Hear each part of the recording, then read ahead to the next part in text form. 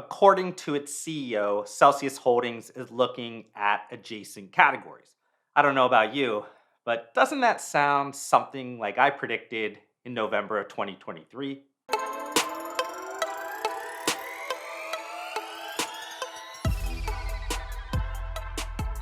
So I'll decode that introductory statement a bit later in this content, but as I normally do with my quarterly financial content of publicly traded functional CPG brands, I will use the recently filed earnings report, notes I took from listening to the earnings conference call, and any relevant publicly disclosed news.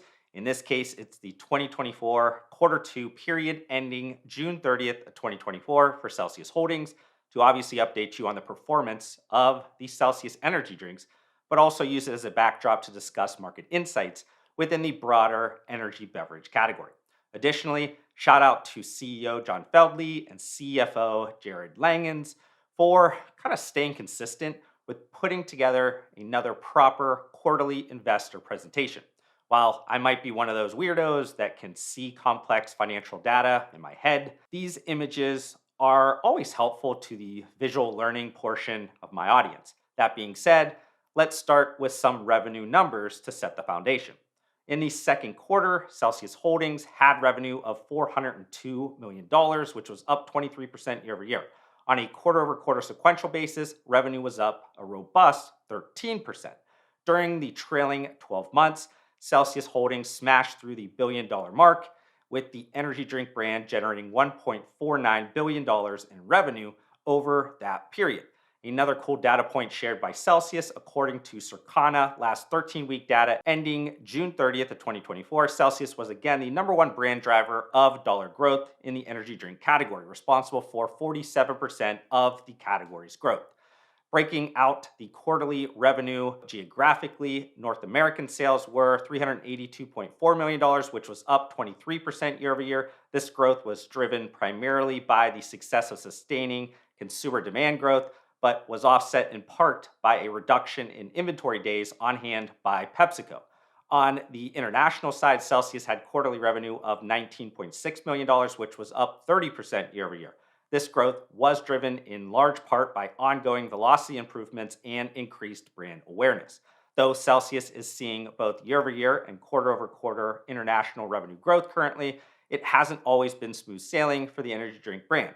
That relatively weak performance is due in part to internal decision making, as Celsius had smartly focused its attention and resources on fueling the insane growth within the domestic market. But that's starting to change inside Celsius, as the brand believes this is one of the most important strategic pillars, presenting significant opportunity for incremental growth over the next 3 to 5 years.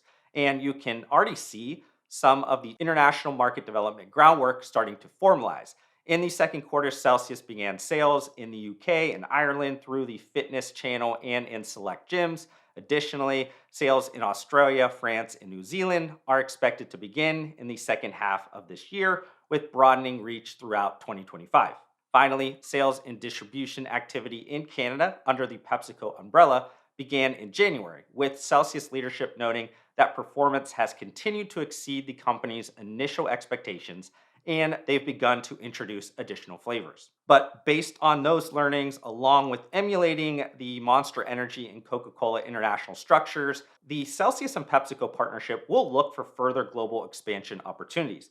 Speaking of Monster Energy, the international revenue portion of their business is around 40% of its total revenue, and it's outpacing the US market in growth rates. With Celsius, international only accounts for less than 5% of its total revenue in 2024. You could see there's a ton of long-term runway left, even if comparing these are apples and oranges for several strategic reasons. Now, let's dive deeper into some retail and distribution updates that I think are important when trying to understand the Celsius energy drink growth story. And I probably don't need to keep mentioning this, but just in case, things dramatically changed because of the August 2022 distribution and investment deal with PepsiCo.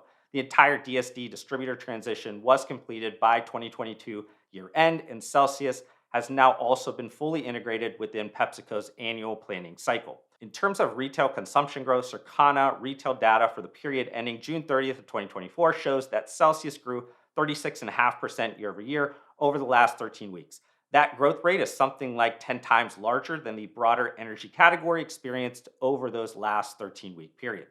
In addition, according to trailing 4 weeks of Circana all track channel data for the period ending July 14th of 2024, Celsius is now securely the third largest energy drink brand in the category. Its market share grew about 1.4 percentage points year over year to 11% now. And I don't want to gloss over that accomplishment because this is the first time in over a decade that an energy drink brand not named Red Bull or Monster Energy has had a 10% share in the US market. But how can Celsius possibly push even further, maybe towards a 20% market share? And I know that probably sounds a bit crazy, but realize that there is something like 16 major US markets where Celsius is plus or minus 2 points of a 15-point share. So it really comes down to one, increasing sales velocities, which has rose consistently, and two, increasing total distribution points, which is comprised of ACV and items per store. PepsiCo continues to facilitate ACV expansion for Celsius, supporting new customer acquisitions across broad demographics and new usage occasions. But honestly, the energy drink brand is basically at full distribution now. So, beyond the velocity element, TDP growth will have to come from increased items carried per store. In this quarter, Celsius leadership noted that the brand gained approximately 35% more retail shelf space, and it has increased average SKUs per store to 20. Moreover, the visual impact of these placement increases and improvements shouldn't be understated as it acts as a powerful in-store billboard for the brand.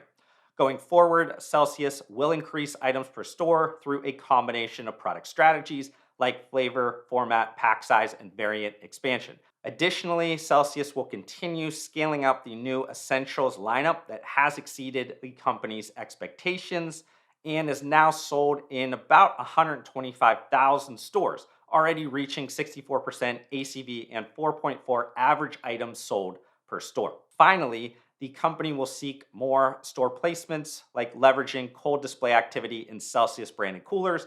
And this strategy, especially locating them near checkouts, has proven to be highly effective with impulse purchases.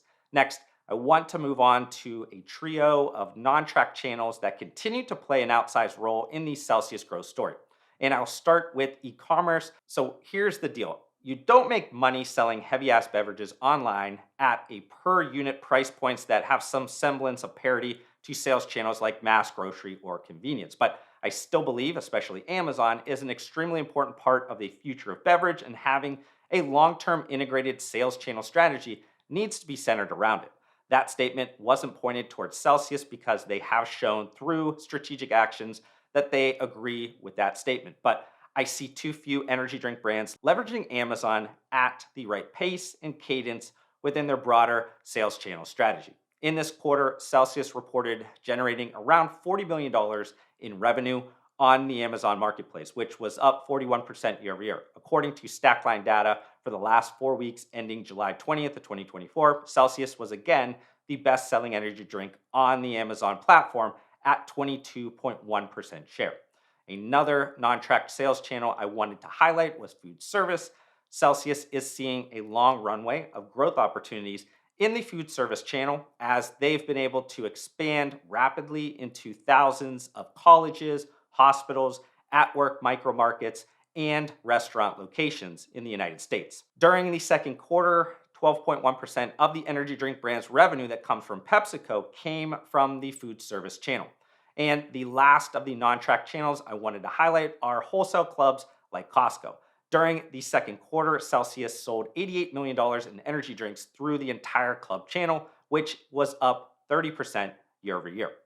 But over these last few years, I've shared the performance in these various non-track channels because, yes, they've played an outside role in the Celsius growth story, but more importantly, because I was trying to show how energy drink consumers have evolved their shopping patterns. Yes, convenience stores still have the largest share of energy drink sales, but brands need to adjust, especially because I don't believe the increased buying within wholesale clubs or online is simply a poor economy data story. Now, I'm sure that many consumers are buying more in bulk because of better value per can, but that's not the only reason, as the Great Shutdown period changed shopping patterns likely forever within the category. And that's partly why I believe Celsius will begin referencing Circana's new MULO Plus with convenience data that captures online retailers and wholesale clubs because it's a better representation of the marketplace. So, with that more holistic view of the energy drinks market, Celsius' market share jumped over a percentage point to just over 12%. When you compare this new data with the other two largest energy drink brands, Celsius seems to be best positioned channel wise to leverage today's evolving consumer purchasing habits and patterns. But for this final part of the content, let's shift into a discussion that will hopefully clear up that hazy introductory statement. While the US energy drinks market has never been bigger than right now from a total retail sales point of view, competition within the category has never been greater, with C4 Energy, Ghost, and Alani Nu continuing to push market leaders. Then you have categorical growth rates slowing compared to the last handful of years. Moreover, macroeconomic factors have been pressuring same store sales of the largest convenience store chains. Again, the most important sales channel for energy drinks. So, while I and many others believe the energy drinks category has massive upside potential to continue growing, combining all those previously mentioned underlying drivers plus a few more mean that the near term outlook is a little less rosy right now.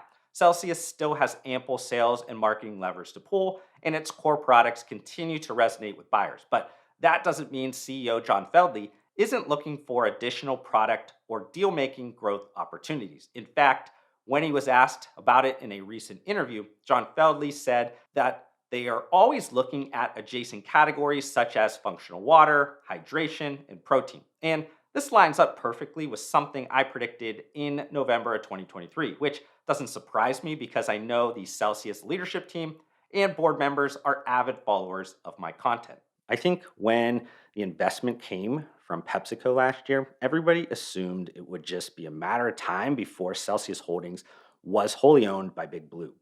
But what I'm proposing is that Celsius won't be eaten, at least entirely, by PepsiCo, and will instead be the one eating another publicly traded beverage company. So, just to finally rip the band aid off, I'm suggesting that Celsius Holdings acquires the Vita Coco Company. But if you haven't checked out that Vita Coco M&A prediction content yet, it deeply examines the reasons why I think the deal would be value accretive for Celsius. And the investment base case has strengthened since then, with the Vita Coco brand and coconut waters category continuing to crush the rest of the liquid refreshment beverage market. Additionally, that previous content talks about the often forgotten first Celsius mergers and acquisitions transaction from 2019. If you're scratching your head, Celsius actually acquired its Nordic distributor that also owned a protein brand called Fast. In that M&A press release, John Feldley stated the transaction provides Celsius with the ability to bring an entirely new yet complementary product offering to consumers under the innovative Fast brand. And about 18 months later, Celsius did in fact start testing Fast in the US market through Amazon. But despite the early successes, timing and resource constraints forced Celsius to pause any further plans with Fast. Though it feels like things internally and externally have improved, and a Fast relaunch in the US market is making more sense.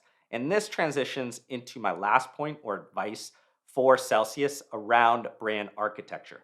With that same recent interview, John Feldley pondered how far the Celsius brand could stretch. And I'd caution utilizing a branded house or other more singular brand architecture. Instead, I'd rather have Celsius Holdings be a house of brands that separates the consumer benefit platforms. Regardless, I don't expect huge portfolio changes anytime super soon, but this is something to watch on an ongoing basis. Well, I hope you enjoyed this YouTube video. If you did, consider hitting that like button to support me. Also help me get to my new short-term goal of 4,000 subscribers by hitting that subscribe button. I'd love to see you join me on this journey, but I think slightly more than 90% of you that are watching right now are not subscribed to my channel, and that makes me extremely sad. But I do want to thank you for tuning in, and I'll see you on the next one.